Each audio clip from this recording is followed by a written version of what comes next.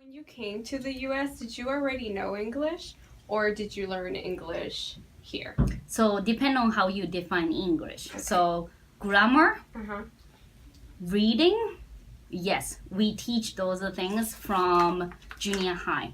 So it means that it's like a middle school. Like when you are 13, we start a middle school in Japan. 12, 13, right? So then you have to take an English class. But those are mostly grammar, vocabulary, reading focused. So I could read, but how I read was check every word on the dictionary and translate it into Japanese, right?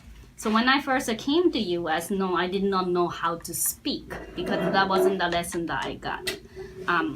So this was like me when I first came. I was like, how are you? And I'm like, what did she say? What did she say? And it took forever for me to say that word translated back to Japanese, then actually say something that I wanted to say and translate back to you English. So I was like, fine, I'm good, thank you. Took me forever to come up with that. Luckily, I stayed with a host parent who were willing to talk to me a lot. It's not, she was just kept talking if I don't stop her. So that actually helped me understand, even though I was like half of the time not sure what she was talking about. Eventually I was like, oh, I guess I know what you're talking about now. Eventually becomes that, right? So I was lucky in a situation where I was exposed to the native English speakers pretty much all the time. So Okay, so last question. Which language do you currently prefer to use? Depend. So I try to focus on using Japanese to them so that they gain a Japanese language. So I purely speak to them in Japanese.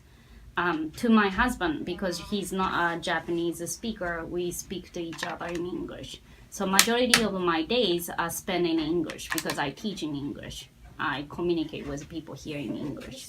So probably like 75 to 80% of my day are filled with English. Do I prefer that?